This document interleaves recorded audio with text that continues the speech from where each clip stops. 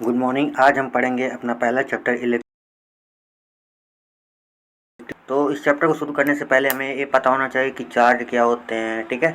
और इसका SI unit भी पता होनी चाहिए, सीजीएस यूनिट भी पता होनी चाहिए। तो हम इसमें चार्ज के बारे में डिस्कस करेंगे, फिर इसके प्रॉपर्टीज़ के बारे में डिस्कस करेंगे, ठीक है। मतलब इस लेक्चर में केवल चार्ज के बारे में डिस्कस किया जाएगा और स्पेसिफिक प्रॉपर्टीज़ ऑफ चार्ज के बारे में डिस्कस किया जाएगा। तो पहले हम जानते हैं चार्ज क्या होते हैं, ठीक है। आइए देखते हैं। यहाँ पे दिया है charge, it is the property of the body by virtue of which it shows both electric and magnetic behaviour, ठीक है। बोल रहा है कि चार्ज हम उसको कहते हैं अगर कोई भी बॉडी हो, ठीक है, वो इलेक्ट्रिक बिहेवियर या फिर मैग्नेटिक बिहेवियर शो करती हो, ठीक है। इलेक्ट्रिक बिहेवियर या फिर मैग्नेटिक बिहेवियर शो करती हो तो उसे हम चार्ज कहते हैं। ईजी वे में समझते हैं, अगर कोई बॉडी है, ठीक है, अगर कोई बॉडी है या ये अट्रैक्ट कर रही है या ये अट्रैक्ट कर रही है या अगर रिपेल कर रही है, ठीक है। अगर कोई बॉडी अट्रैक्ट कर रही है या रिपेल कर रही है तो उसे हम चार्ज बोलेंगे, ठीक है। चार्ज समझ में आ गया। अब उसको हम कैसे डिनोट करते हैं, ठीक है। अब उसको हम कैसे डिनोट करते हैं इसके बारे में जानते हैं। यहाँ पे देखिए, यहाँ पे लिखा है रिप्रेजेंटेशन। रिप्रेजेंटेशन मतलब कैसे हम डिनोट करते हैं, ठीक है। तो क्यू और स्मॉल क्यू, कैपिटल क्यू या स्मॉल क्यू। तो कैपिटल क्यू मतलब, कैपिटल क्यू अगर कहीं दिया हो तो उसका मतलब होता है कि टोटल चार्ज। कैपिटल क्यू मतलब total charge and small Q मतलब, स्मॉल क्यू मतलब होता है चार्ज, ठीक है। या फिर स्मॉल चार्ज आप बोल सकते हैं। छोटे छोटे जो चार्ज होते हैं उसको स्मॉल क्यू से रिप्रेजेंट किया जाएगा और टोटल चार्ज को हम कैपिटल क्यू से रिप्रेजेंट करते हैं, ठीक है। अब आइए जानते हैं इसके। देखिए यहाँ पे इस पॉइंट में आप देख सकते हैं कि यहाँ पे दिया चार्ज। स्केलर क्वांटिटी क्या होता है इसके बारे में हमने प्रीवियस वीडियो में हमने अपलोड कर दिया है। स्केलर क्वांटिटी क्या होता है वहाँ से आप डिटेल में जानकारी ले सकते हैं, ठीक है। तो स्केलर क्वांटिटी हम यहाँ पर छोटा छोटा बता देते हैं कि स्केलर क्वांटिटी जिसमें केवल मैग्नीट्यूड होता है, मतलब कोई नंबर होता हो, ठीक है। इसमें डायरेक्शन नहीं होता है, करंट का डायरेक्शन नहीं होता है, ठीक है। तो आई थिंक आपको समझ में आ गया होगा स्केलर क्वांटिटी क्यों चार्ज होता है, क्योंकि इसका डायरेक्शन नहीं होता, केवल मैग्नीट्यूड होता है। मैग्नीट्यूड मतलब कोई भी नंबर होगा, ठीक है। अब इसका एसआई यूनिट के बारे में पढ़ते हैं। इसको पहले हम इरेज कर लेते हैं। इसको आई थिंक आपको समझ में आ गया होगा, ठीक है। तो चलिए यहाँ पे ये भी मिटा देते हैं, आप लोग इसको लिख लीजिएगा। अब हम पढ़ते हैं SI unit. SI unit of charge. तो एसआई यूनिट ऑफ चार्ज क्या होता है, कूलॉम होता है, ठीक है। SI unit of charge is Coulomb, ठीक है। अब सीजीएस यूनिट क्या होता है, सीजीएस यूनिट होता है यहाँ पे इलेक्ट्रोस्टैटिक यूनिट ऑफ चार्ज। इसको आप शॉर्ट में लिख सकते हैं ESU, ठीक है। कोई सीजीएस यूनिट आपसे पूछे तो क्या लिखेंगे, ESU, ठीक है। इसको बोलते हैं हम इलेक्ट्रोस्टैटिक यूनिट ऑफ चार्ज, जिसका वैल्यू होता है वन कूलॉम का वैल्यू होता है जिसमें 3 × 10⁹, ठीक है। 3 × 10⁹ 1 कूलॉम का वैल्यू होता है, ठीक है। और फिर या तो सीजीएस यूनिट एक और यूनिट होता है, यहाँ पे सीजीएस यूनिट में एक और यूनिट लिख सकते हैं। इसको काट दीजिए, इसको नहीं पढ़ना है, ठीक है। इसका सीजीएस यूनिट एक या तो ESU बोलिए, इलेक्ट्रोस्टैटिक यूनिट ऑफ चार्ज, या फिर आप बोल सकते हैं फ्रैंकलिन। क्या बोल सकते हैं, सीजीएस यूनिट एक फ्रैंकलिन भी होता है। दो सीजीएस यूनिट होते हैं, या ESU याद करिए या फिर फ्रैंकलिन याद करिए, ठीक है। फ्रैंकलिन क्यों होता है, फ्रैंकलिन क्योंकि चार्ज के जो टाइप्स होते हैं या चार्ज के बारे में फ्रैंकलिन नहीं बताया था, ठीक है, जिनका पूरा नाम था बेंजामिन फ्रैंकलिन। आगे प्रॉपर्टी में हम पढ़ाएंगे इसको, ठीक है। तो सीजीएस यूनिट क्या होता है, फ्रैंकलिन या फिर ESU, electrostatic unit of charge. और एसआई यूनिट होता है हमारा कूलॉम, ठीक है। और रिप्रेजेंटेशन तो हमने बता दिया, चार्ज के बारे में बता दिया। अब आइए पढ़ते हैं हम प्रॉपर्टीज के बारे में, ठीक है। प्रॉपर्टीज के बारे में पढ़ते हैं, प्रॉपर्टीज ऑफ चार्ज क्या होते हैं। इसको आप नोट कर लीजिएगा, इसको क्लियर कर दे रहे हैं। अब हम पढ़ेंगे स्पेसिफिक प्रॉपर्टीज ऑफ चार्ज। अब हम पढ़ेंगे स्पेसिफिक प्रॉपर्टी ऑफ चार्ज। ठीक है, यहाँ पे फर्स्ट पॉइंट देखिए, according to the Benjamin Franklin charge are of two types, positive and negative. Benjamin Franklin जो चार्ज के बारे में बताए थे, इन्होंने एक बताया था कि चार्ज दो प्रकार के होते हैं, मतलब दो टाइप्स के होते हैं। चार्ज दो टाइप्स के होते हैं, एक पॉजिटिव और एक निगेटिव।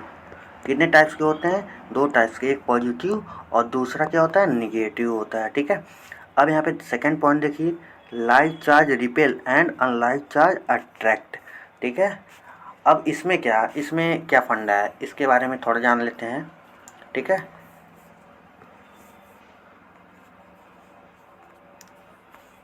इन्होंने क्या बताया था कि लाइक चार्ज जो होते हैं वो रिपेल करते हैं। जैसे कि लाइक चार्ज मतलब same charge, same type of charge. ठीक है, लाइक चार्ज मतलब सेम टाइप ऑफ चार्ज। जैसे कि कोई दो चार्ज हैं, प्लस प्लस या फिर माइनस माइनस भी ले सकते हैं। ठीक है, या फिर माइनस माइनस ले सकते हैं। ठीक है, तो ये दोनों जो होंगे, कोई भी लीजिए, या तो माइनस माइनस लीजिए या फिर प्लस प्लस लीजिए।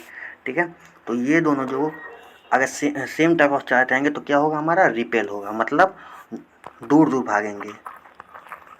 मतलब एक बॉडी है, ठीक है, इस पर पॉजिटिव चार्ज है, और एक कोई दूसरी बॉडी, इस पर भी पॉजिटिव चार्ज है। ठीक है, तो ये क्या होगा? दूर दूर भागेंगे, आपस में दूर दूर दूर भागेंगे। ठीक है, आपस से दूर भागेंगे। ठीक है, तो यहाँ पे हमने like charge repel each other इसके बारे में बता दिया। ठीक है, अब यहाँ पे अनलाइक चार्ज अट्रैक्ट, इसके बारे में पढ़ते हैं। अनलाइक चार्ज, ठीक है, जैसे इसमें मतलब होता है अनलाइक मतलब डिफरेंट डिफरेंट चार्ज, जैसे या तो पॉजिटिव निगेटिव हो या फिर निगेटिव पॉजिटिव हो।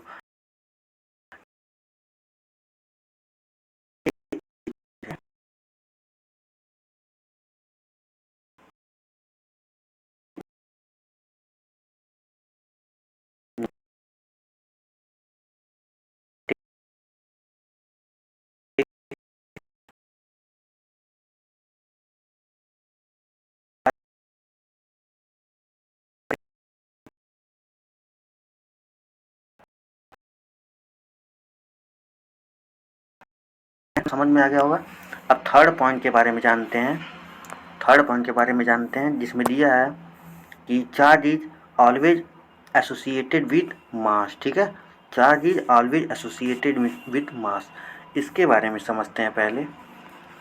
ठीक है, charge is always associated with mass, पहले इसको हम इरेज कर लेते हैं, फिर हम बताते हैं आपको।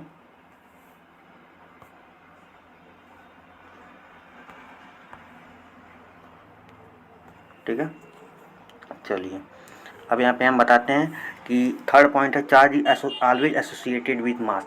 इसका कहने का मतलब ये है, यहाँ पे लिखिए, देखिए आगे पूरा पढ़ते हैं तब बताते हैं हम आपको। That is charge can not exist without mass whereas mass can exist without charge. तो ये थर्ड प्रॉपर्टी है कि चार्ज जो होता है वो मास के बिना नहीं रह सकता है। ठीक है, charge can not exist without mass, जो चार्ज होता है, जो चार्ज होता है वो हमेशा मास के साथ ही रहेगा। ठीक है, मास के बिना नहीं रह सकता है। ठीक है, लेकिन लेकिन जो मास होता है, लेकिन जो मास होता है वो चार्ज के बिना भी रह लेगा। ठीक है, मास जो होता है वो चार्ज के बिना भी रह लेगा, और जो चार्ज होता है मास के बिना नहीं रह पाता। ये हमारा थर्ड प्रॉपर्टीज है। ठीक है, और ये भी लिख सकते हैं, जो यहाँ पे चार्ज स्केलर क्वांटिटी दिया है, ये भी आप इसको प्रॉपर्टी में लिख सकते हैं। ठीक है, कि charge is a scalar quantity, लेकिन हमने ऊपर लिख दिया है, लेकिन आप प्रॉपर्टी में भी इसको लिख सकते हैं। ठीक है, अब देखिए इसको समझ में आ गया होगा थर्ड पॉइंट, कि जो चार्ज रहता है वो मास के बिना नहीं रह पाता, मतलब मास के साथ ही रहता है, और जो मास होता है ये चार्ज के बगैर भी रह लेता है। ठीक है, चार्ज के बगैर भी रह लेता है। ठीक है, अब फोर्थ पॉइंट जानते हैं, when a body is positively charge loose electron mass increase. ठीक है, अब इसके बारे में जानते हैं। ठीक है, अगर कोई बॉडी है, ठीक है, यहाँ पे पहले हम क्या दिया इसके बारे में देखते हैं। When a body is positively charge loose electron mass decrease. ठीक है, बोल रहा है कि अगर कोई बॉडी है, ठीक है, एक पॉजिटिव चार्ज है, ठीक है, इस पर क्या चार्ज है? पॉजिटिव चार्ज है, कोई बॉडी पॉजिटिव चार्ज है। ठीक है, और इधर तो मान लेते हैं नेगेटिव है। ठीक है, तो होगा क्या कि जो पॉजिटिव चार्ज है वो नेगेटिव की तरफ जाएगा। ठीक है, तो जो इसका मास होगा, क्योंकि पॉजिटिव चार्ज यहाँ से जा रहा है निगेटिव वाले में, ठीक है, तो इसका जो मास होगा पॉजिटिव चार्ज वाले बॉडी का मास, वो मास कम हो जाएगा, ठीक है, मास जो होगा वो कम हो जाएगा। तो ये इसमें कह रहा है कि when a body is positive charge loose electron, मतलब इलेक्ट्रॉन यहाँ पे जा रहा है ना, देखिए देखिए यहाँ से पॉजिटिव जो इलेक्ट्रॉन है वो इधर जा रहा है, तो यहाँ पे एक इलेक्ट्रॉन कम हो गया, एक पॉजिटिव वाला इलेक्ट्रॉन यहाँ पे कम हो गया, ठीक है। तो अब यहाँ पे देखते हैं when a body negative charge gain electron mass increases. अब देखिए ये निगेटिव चार्ज वाली बॉडी है, ठीक है, ये हमारी, इसको थोड़ा कलर चेंज कर लेते हैं, ये जो है बॉडी हमारी निगेटिव चार्ज वाली बॉडी है, ये हमारा पॉजिटिव चार्ज वाली बॉडी है। तो जब पॉजिटिव चार्ज से यहाँ पे निगेटिव तरफ जा रहा है, तो पॉजिटिव चार्ज एक जा रहा है ना निगेटिव की तरफ, तो इसीलिए इस बॉडी का जो मास है ये कम हो जाएगा, मास डिक्रीजेज, मास डिक्रीजेज। और जो निगेटिव चार्ज की तरफ जा रहा है चार्ज, तो इसीलिए इसका जो मास होता है वो इंक्रीज हो जाएगा, मास जो होता है इस इंक्रीज हो जाएगा, ठीक है। तो यहाँ तक समझ में आ गया होगा। अब हम नेक्स्ट पे चलते हैं। अब इसके बारे में हम पढ़ेंगे चार्ज इज कंजर्व, ठीक है, कंजर्वेशन ऑफ चार्ज के बारे में पढ़ेंगे, ठीक है, ये भी एक प्रॉपर्टी जी है, ठीक है। इसमें क्या दिया है, इसमें दिया है the charge of an oscillated system remains constant, that means charge can be neither be created nor destroy, ठीक है। और आगे इसमें ये भी लिख सकते हैं कि it can be transfer from one body to another body, मतलब बोल रहा है कि अगर किसी आइसोलेटेड सिस्टम में, हम यहाँ पे चलिए एग्जाम्पल से समझते हैं, ठीक है, एग्जाम्पल से समझते हैं। अगर कोई एक आइसोलेटेड बॉडी, मतलब क्लोज्ड है, ठीक है, क्लोज्ड में है बॉडी, इस पर हम मान लेते हैं प्लस क्यू चार्ज है। एक मिनट, इसको बड़ा सा पहले बनाते हैं। मान लेते हैं एक आइसोलेटेड बॉडी है, यहाँ पे हम बॉडी बनाते हैं, इस +2 कूलम चार्ज है, और यहाँ पे +2 कूलम, +1 कूलम, ठीक है, इसको ध्यान रखिएगा थोड़ा, और ये -1 कूलम, ठीक है।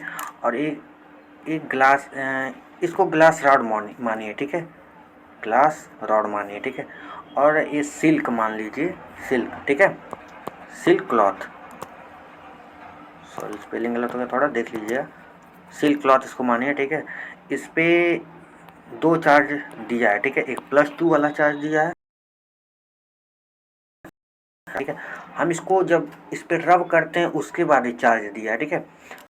सिल्क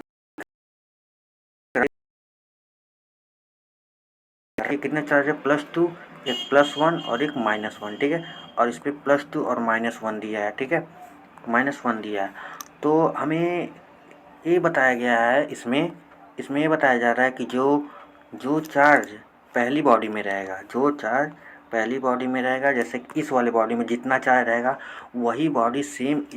वही सेम चार्ज इस वाले बॉडी में भी होना चाहिए, मतलब ना कम होना चाहिए ना ज़्यादा होना चाहिए, केवल कांस्टेंट होना चाहिए। इसमें क्या लिखा है देखिए, इसमें लिखा है the charge of isolated system remains constant, मतलब कांस्टेंट होना चाहिए, that means charge can be neither created not destroy, मतलब चार्ज कभी दूसरा चार्ज नहीं बन सकता है, ठीक है, केवल जितना फर्स्ट बॉडी में रहेगा वही सेकेंड बॉडी में भी रहेगा, ठीक है।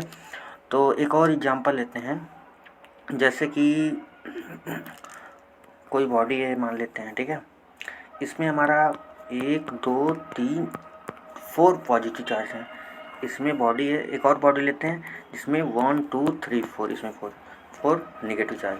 तो बस यही कहना चाह रहा है कि जो फर्स्ट बॉडी में जितने चार्ज रहेंगे वही सेकेंड बॉडी में भी रहेंगे उतने ही चार्ज, ठीक है। तो इसको हम क्या बोलेंगे, इसको हम बोलेंगे चार्ज इज कंजर्व। तो आई थिंक इतना समझ में आ गया चार्ज इज कंजर्व के बारे में। अब हम 6th टॉपिक के बारे में पढ़ते हैं। 6th टॉपिक दिया है हमारा चार्ज इज क्वांटाइज्ड, ठीक है, चार्ज इज क्वांटाइज्ड, ठीक है। Total charge of a body is equal to the integral multiple of the fundamental charge e, ठीक है। इसमें ये नहीं दिया कि कोई आइसोलेटेड बॉडी, ये देखिए आइसोलेटेड यहाँ पे दिया था ना, आइसोलेटेड मतलब कोई क्लोज्ड बॉडी है, ठीक है। यहाँ पे ये नहीं दिया कि आइसोलेटेड है या नहीं है, ठीक है। यहाँ पे बस दिया total charge of a body is equal to the integral multiple of the fundamental charge e, ठीक है, जिसका फार्मूला है Q equal to n e, ठीक है। यहाँ पे n क्या है, नंबर ऑफ इलेक्ट्रॉन, ठीक है, नंबर ऑफ इलेक्ट्रॉन, जिसका वैल्यू यहाँ पे आपको दिया है नीचे, यहाँ पे देखिए इसका वैल्यू दिया है ±1.6 इंटू 10⁻⁹, ठीक है। और यन यहाँ पे दिया है इंटीजर, जिसका वैल्यू 1 2 3 कुछ भी होना चाहिए, ठीक है। बस एक इसमें कमी है कि n का वैल्यू कभी भी फ्रैक्शन में नहीं हो सकता है, ठीक है, कभी भी फ्रैक्शन में नहीं हो सकता है। इसका वैल्यू हमेशा बिना फ्रैक्शन कराएगा, ठीक है, 1 2 3 4 5 6 ऐसे, ठीक है।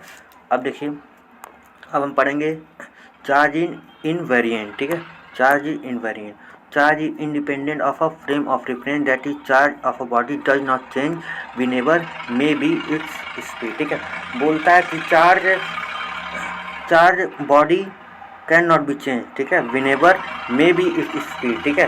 बोल रहा है कि चार्ज की जो बॉडी है उसमें स्पीड भी नहीं बदलती, मतलब इसमें कहना चाह रहा है जो चार्ज होता है, इसमें इस पॉइंट में कहना चाह रहा है कि जो चार्ज होता है वो स्पीड किसी बॉडी की स्पीड पे नहीं डिपेंड करता है, ठीक है।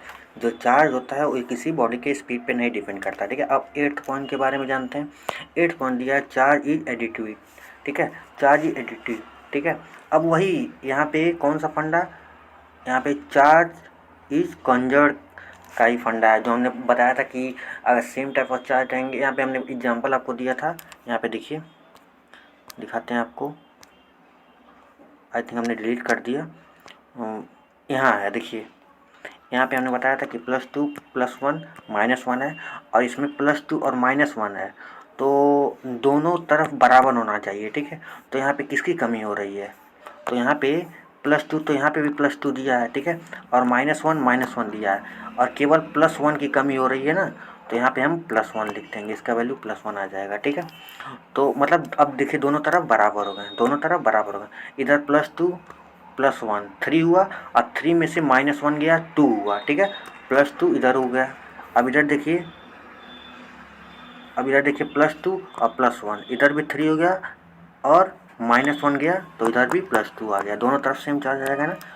तो ऐसे ही सेम फंडा इसमें भी है, ठीक है, ऐसे ही सेम फंडा इसमें भी है। तो एडिटिव ऑफ चार्ज मतलब क्या, इसमें क्या होता है इसके बारे में जानते हैं। Total charge of an isolated system, मतलब कोई भी बॉडी है, क्लोज्ड बॉडी है, ठीक है। और हमको टोटल चार्ज निकालना है, मतलब एक बॉडी नहीं है, कई सारी बॉडी हैं, मान लेते हैं 5 6 7 8, कोई कुछ भी बॉडी है, ठीक है। अब हम उसको मतलब उसका चार्ज निकालना है, ठीक है, टोटल चार्ज निकालना है, तो उसको कैसे निकालेंगे, ठीक है। यहाँ पे कैपिटल Q क्या डिनोट करता है, कैपिटल Q अभी हमने बताया कि यहाँ पे टोटल चार्ज के बारे में बताता है, ठीक है। कैपिटल Q मतलब टोटल चार्ज, और Q1 Q2 Q3 मतलब छोटे छोटे जो चार्ज होते हैं उनको सम किया गया है, ठीक है। तो वही इसमें बताया गया है कि total charge of an isolated system is equal to the algebraic sum of charge of on individual bodies of the system, ठीक है। If the system contain 3 charge, यहाँ पे एग्जांपल दिया कि अगर कोई सिस्टम है, मतलब क्लोज सिस्टम, ठीक है, उसमें 3 चार्ज हैं, Q1 Q2 Q3, then total charge on the body on the system is capital Q is equal to Q1 + Q2 + Q3। बोल रहा है कि अगर 3 सिस्टम है, ठीक है, एक Q1 चार्ज है, Q2 चार्ज है, Q3 चार्ज है, ठीक है, हमें टोटल चार्ज निकालना हो तो capital Q equal to 3 body है, 3 चार्ज हैं, तीनों को सम कर देंगे, Q1 + Q2 + Q3, जैसे हमने इसमें किया था, चार्ज इज कंजर्व में किया था, यहाँ पे जैसे हम चार्ज इन कंजर्व में किया था, ठीक है। तो अब नेक्स्ट पे बढ़ते हैं। नेक्स्ट पे हम पढ़ेंगे यहाँ पे difference between charge and mass, ठीक है, difference between charge and mass के बारे में पढ़ेंगे। तो यहाँ पे डिफरेंस क्या होते हैं चार्ज और मास के बीच में, ठीक है, ये भी इम्पोर्टेंट टॉपिक है, ठीक है। चार्ज और मास के बीच के डिफरेंस के बारे में पढ़ेंगे। Charge can not exist without mass, बोल रहा है कि चार्ज जो होता है ये मास के बिना नहीं रह सकता है, ठीक है। और यहाँ पे मास की बात करें तो इस चार्ज के बिना रह सकता है। तो हमारा पहला डिफरेंस हो गया। दूसरा difference, force between the charges can either be attractive और रिपल्सिव, बोल रहा है कि जो कोई भी दो चार्ज हैं वो, अगर चार्ज की बात हम कर रहे हैं, या तो अट्रैक्टिव होगा या फिर रिपल्सिव होगा, मतलब या तो अट्रैक्ट करेंगे चिपकेंगे साथ में, या फिर मास में क्या होता है, gravitational force between two mass is always attractive, ठीक है। अगर ग्रेविटेशनल फोर्स की बात करें किसी भी दो मास में, ठीक है, तो हमेशा अट्रैक्ट करेंगे, ठीक है। इसमें रिपल्सिव भी आ जाता है चार्ज में, इसमें रिपल्सिव नहीं आता है। और थर्ड पॉइंट की बात करें, charge can not depend on the speed of the body, ये अभी हमने बताया था कि जो चार्ज है वो स्पीड पे नहीं डिपेंड करती है, ठीक है। लेकिन मास जो होता है, ये देखिए, इसका mass of the body charge according to the formula, इस फार्मूले के हिसाब से इसका मास जानते हैं। देखिए, एम मतलब टोटल मास, एम ओ मतलब मास ऑफ ऑब्जेक्ट, ठीक है। Mass of object upon under root 1 - v² upon c², where, अब देखिए ये फार्मूला है हमारा, ठीक है। सी क्या है, सी मतलब speed of light in vacuum, M mass of the body moving with velocity V, V मतलब वेलोसिटी है, एम मतलब मास है, टोटल मास, और एम ओ मतलब मास ऑफ ऑब्जेक्ट, ठीक है। यहाँ पे क्या दिया, rest mass of the body, ठीक है। अगर कोई जो मास है रेस्ट पे है, मतलब मूव नहीं कर रहा है, ठीक है, तो उसको हम लोग एम ओ बोले हैं, ठीक है, वही मतलब मास ऑफ ऑब्जेक्ट। ये हमारा थर्ड पॉइंट हो गया। फोर्थ पॉइंट क्या दिया है, charge can be either positive, negative और जीरो। तो फोर्थ डिफरेंस है हमारा कि चार्ज पॉजिटिव हो सकता है, निगेटिव भी हो सकता है, जीरो भी हो सकता है, लेकिन मास जो होता है वो हमेशा पॉजिटिव ही रहता है, ठीक है। चार्ज होता है पॉजिटिव, निगेटिव, जीरो भी हो सकता है, कुछ भी तीनों में से हो सकता है, लेकिन जो मास होता है वो हमेशा पॉजिटिव रहता है, ठीक है। तो आई थिंक यहाँ तक आपको समझ में आ गया होगा, ठीक है। अब नेक्स्ट लेक्चर में हम आपको अगला पढ़ाएंगे, ठीक है, कूलम्स लॉ बताया जाएगा उसमें, ठीक है। Thank you.